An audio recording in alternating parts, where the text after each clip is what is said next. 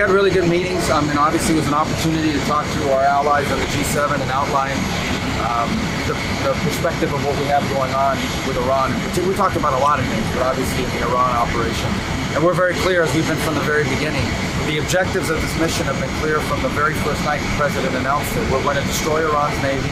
We've destroyed their Air Force. We're going to basically destroy their ability to make missiles and drones in their factories. And we're going to substantially, and I mean dramatically, reduce the number of missile launchers so that they cannot hide behind these things to build a nuclear weapon to threaten the world. As the Department of War has consistently outlined, we are on or ahead of schedule in that operation and expect to conclude it at the appropriate time here in a matter of weeks, not months, and the progress is going very well. Obviously, we have some work to do. We have to finish the job, and we are finishing that job. I did describe to our allies, however, that immediately after this thing ends, we're done with our objectives, one of the immediate challenges we're going to face is an Iran that may decide that they want to set up a tolling system in the Straits of Hormuz. Not only is this illegal, it's unacceptable, it's dangerous to the world, and it's important that the world have a plan to confront it. The United States is prepared to be a part of that plan. We don't have to lead that plan, but we're happy to be a part of it. But these countries have a lot at stake, not just the G7 countries, but countries in Asia and all over the world have a lot at stake and should contribute greatly to that effort to ensure that neither the Straits of Hormuz or frankly any international waterways should ever be something that's controlled or tolled by a nation state or by a terroristic government like the one that exists in Iran today in that radical clerical regime. So there seems to be a lot of buy-in to that concept. There's a lot of work happening right now. The UK has played a prominent role in bringing that together, but other countries as well. And there seems to be a lot of acceptance of all that. And our allies and partners here, at least to me, seem to be appreciative of updates on our operation and an understanding of what lies ahead over the next few weeks. Okay? Mr. Secretary, those couple of weeks, how seriously is the United States considering deploying ground troops?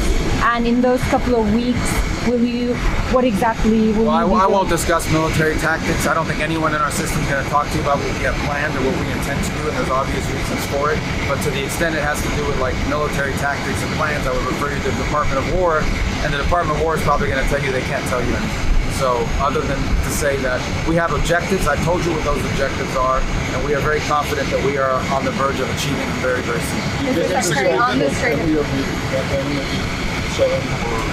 upset or off-put at all by the president's comments? They never act that way in front of me. Maybe they say that to you guys, or maybe they say that in other interviews or when they go on the press, but not in front of me they don't. I never get that. On the contrary, these meetings are oftentimes about thanking America for the role we've played in trying to bring peace in Sudan. The recognition that the president played a key role in ending what was happening in Gaza. Recognition of the role we've played in stabilizing Syria. Recognition, despite what they may have said in the press, that what we did in Venezuela was good for the world and good for our region in the Western Hemisphere. A recognition of the role we've played in setting up, along with others like Canada, the gang suppression force in Haiti. So, and appreciation for the mediating role we've tried to play in this war between Russia and Ukraine. So I don't know. I mean, you guys ask me these questions like if I go into these meetings and these people are angry, nobody screams or raises their voice or says anything negative. And if they did, I would remind them, but I don't need to, but I would remind them of the role America's played over the last year. It's been a very productive role and very helpful to them. And I would just say this, and I said this yesterday, I'll say it again now. Iran is governed, not the Iranian people. The Iranian people are phenomenal people. They deserve way better than what they have, which is a radical Shia clerical regime that has basically taken that country's wealth and used it not to build roads and bridges, not to build healthcare systems or universities, not to build a better, more prosperous country. They've used the wealth of that country to sponsor terrorism, build rockets, build drones, build missiles, build sea mines. That's what they've done with it. They try to kill people all over the world. And this has to be dealt with. That country was a threat for 47 years. Okay? That regime has been trying to kill and has been killing Americans all over the world for 47 years. We have a president that was not going to allow that to continue unfettered. So when we are done, Iran was already weak. When we are done with them here in the next couple of weeks, they will be weaker than they've been in recent history, and they will not be able to hide behind those weapons to break out and get a nuclear weapon, which would be crazy.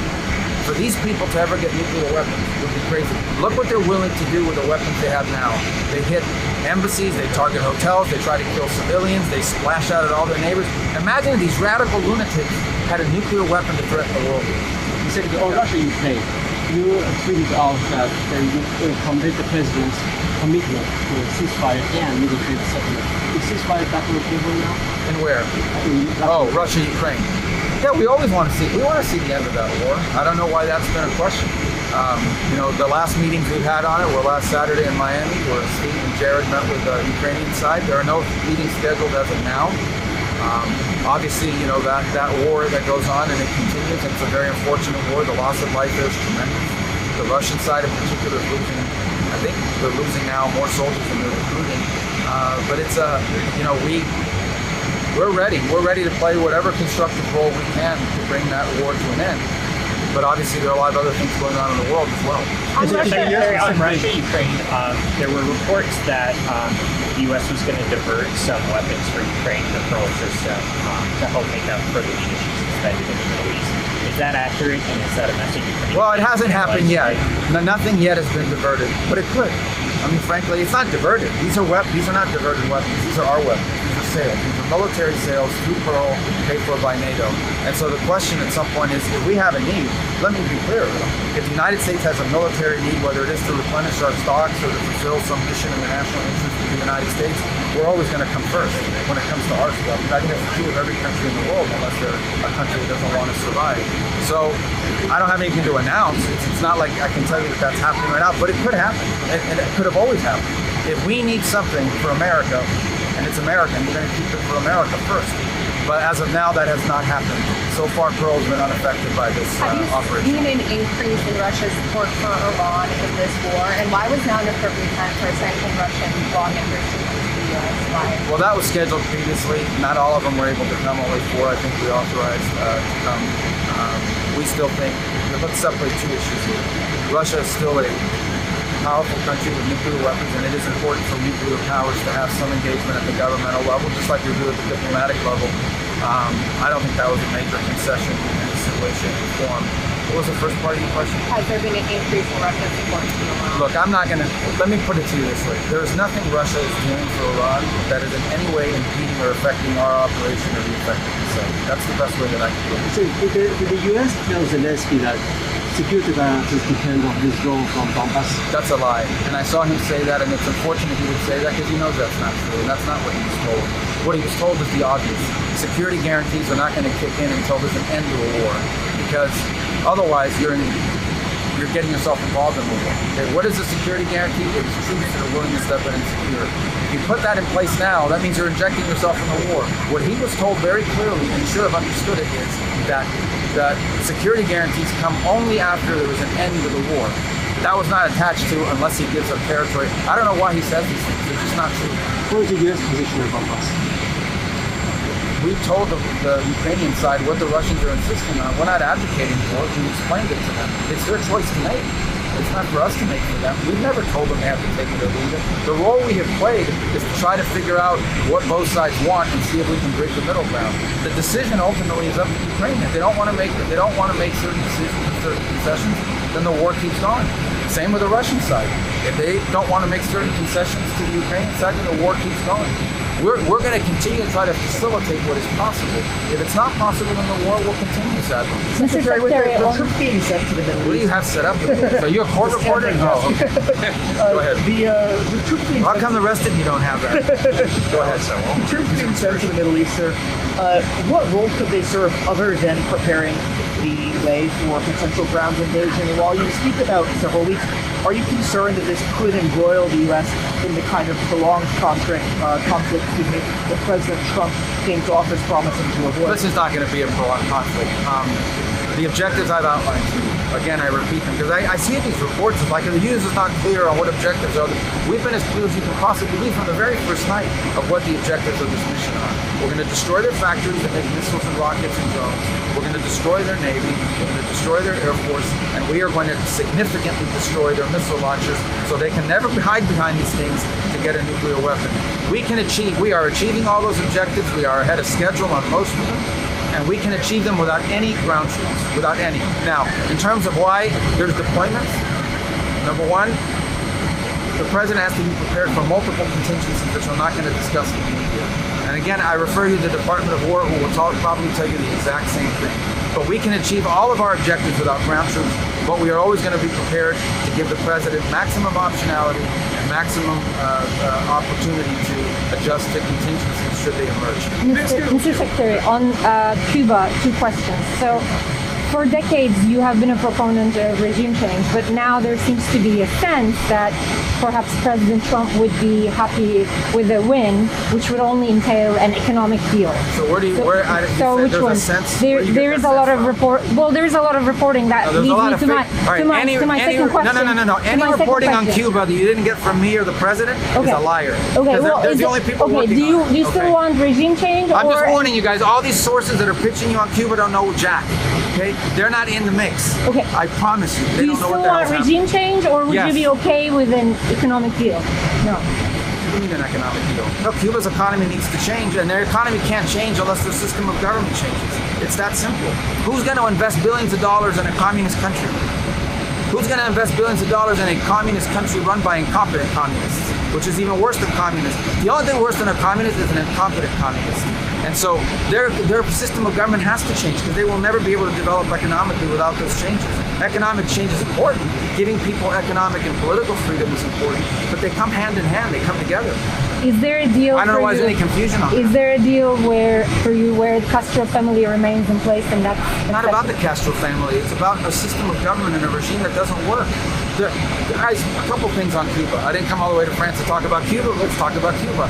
It's perfect. I'm happy to do it because we actually talked about it in the G7. We cannot not ask it. No, of course not. Plus, we talked about it in the G7. Okay. Everybody talks about these blackouts. Cuba's been having blackouts all of last year, all the year before. There isn't a naval blockade surrounding Cuba. The reason why Cuba doesn't have oil and fuel is because they want it for free. And people don't give away oil and fuel for free on a regular basis, unless it was the Soviet Union subsidizing them or Maduro subsidizing them. They just don't do it. They may get a shipment here or there now and then someone, but not enough to sustain their country. Okay, so the reason why they're having that's why they don't have fuel, and the reason why they're having blackouts is because they have equipment from the 1950s and 60s that they never maintained or kept up. Okay, but ultimately the reason why Cuba's a disaster is because their economic system doesn't work. It's a nonsensical system, and the people of Cuba are suffering because of the decisions, because of the unwillingness of the people who govern that country to make the changes that need to be made so they can join the 21st century. It is sad that the only place Cubans can only be successful if they leave the country. That's a very sad thing. You see Cubans go all over the world and find success except in Cuba. That has to change, and for that to change, you need to change the people in charge, you need to change the system that runs the country, and you need to change the economic model that it's following. That's the only way forward if Cuba wants a better future. We've expressed that clearly and repeatedly over many years, and maybe now there's an opportunity to do it. We'll see. Mr. Secretary, going back to Iran, is it your understanding that they'll convey their response to the 15-point plan today, and are you looking for anything? We haven't gotten it yet. Look, we've got messages. We've had an exchange of messages and indications from the Iranian system, whatever's left of it, about a willingness to talk about certain things. We're waiting for further clarification about who is it that we will be talking to, what will we be talking about, and when will we be talking. I don't have any views for you on that yet. It could happen at any moment. It could happen today. It could happen tomorrow. We're not predicting it. We're going to continue with our operation. What will signal that they're still serious? Well, I mean, signal is that they call you and say, these are the people that speak on our behalf now. This is what they're allowed to talk about, and this is when we're prepared to meet to talk further. That would be a signal. But in the meantime, we continue with our operation, a very successful operation. Every single day, Iran gets weaker and weaker. The Department of War is doing a tremendous job of weakening that regime and its ability to lash out against its neighbors and threaten the world.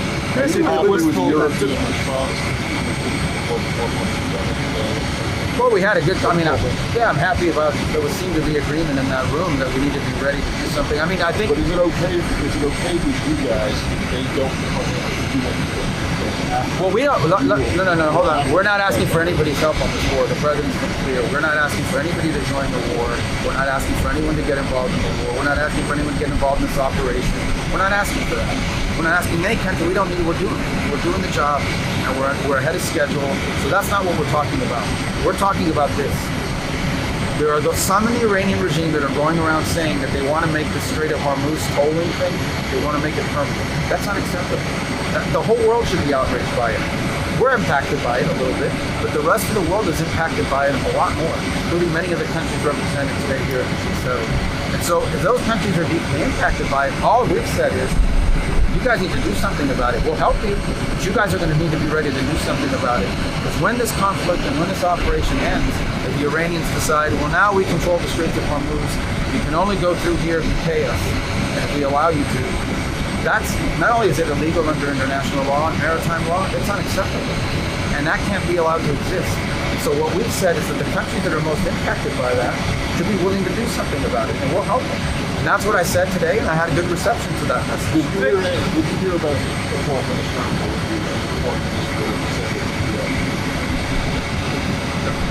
accusing the U.S. of The Iranian? Oh, okay. Well, he's an expert in genocide. They're experts in that because, they sponsor terrorism all over the world, and they've killed thousands and thousands of people. Look at the Middle East. Look at the Middle East, guys. Every problem in the Middle East tracks back to Iran. Hezbollah, Iran. Shia militias that are destroying and threatening Iraq, Iran. Hamas, Iran. The Houthis, Iran. Assad when he was in Syria, Iran. Everywhere you turn, they're behind all of it. They are a destabilizing, dangerous, evil force that had to be dealt with. They have to be weakened. Can I ask you about the West Bank? What's your level of concern about violence by some states? Well, we're concerned about that, and we've expressed it. And I think there's concern in the Israeli government about it as well. I'm sure you've seen the reports that some of these individuals have also attacked security forces, Israeli security forces in the process. So we're concerned about that. And obviously, the president has expressed very clearly that he's against any sort of changing the status quo in the West Bank. Obviously, there's a lot going on in the world right now, but that is a topic we probably close to. Will there be repercussions if these attacks continue against Palestine? Yeah, we've expressed our concern about it, and obviously I think the Israelis themselves have expressed concern. You've seen that some of these groups and individuals, maybe they're settlers, maybe they're just street thugs, but they've attacked security forces in Israel as well. So I think you'll see the government do something about it. One of the topics came up today was Chernobyl power plant repair fund. Has the U.S. committed any funding? We have not as of yet. It didn't come up directly in today's conversation, but I know it's been a topic that's been talked about. We haven't made a decision on what we can contribute to that yet. Have we, on the temporary oil tank for the Russian oil, just wondering if those will truly be temporary and what's the plan to kind of... Well, right now I think they expire April 9th, and it's only about the oil that's in the water. So we don't have, that's not a permanent policy of the United States. Obviously we'll make adjustments if necessary given local conditions, but ultimately the president has not indicated his desire to permanently lift any of these sanctions. This has to do mostly with oil that's already out in the water and was either going to go to, for example, to China at a discount. Now it's just, the only difference, that oil is going to be sold one way or the other. The only difference is, are more countries eligible to buy it to take a little bit of strain off the global concern about what's happening in this operation. And then on the Strait of Hormuz again, I know there's been discussions with potential multinational coalitions after the conflict ends. I'm just wondering if any of these other countries you spoke to today gave any sort of early commitments that they would want their military. I think they all gave a commitment that that they understood the necessity for it potentially, and that there would be a need to participate in something like that. I think some of the confusion over the first couple of weeks, maybe in the media, maybe in other forums, is this idea that somehow we were asking for that to start immediately. I think we've always viewed it as a post-conflict necessity. Look, I don't care what Iran says. The first few tankers that go through the Straits after this operation is over, they're going to want an escort from somebody, or they're not going to be able to get insurance. So the world better step up. But we have a second problem, and that is, what if Iran decides, or whoever's in charge over there, whether the Ayatollah is alive or the new Ayatollah, or whatever it is, what if they decide, hey, we like this toll lane, we're going to start charging everyone to come through here, we're going to blow you up? The world better step up and do something about it. And so, especially the countries that most depend on the Straits, rich countries, powerful countries, capable countries. So we'll be there to help. We're willing to be a part of that coalition, but we've encouraged others to sort of put it together. Many today signified not only that they understood that message and agreed with it, that they were working hard to make that happen. All right, it's getting cold. We're out. Let's go. Thank you.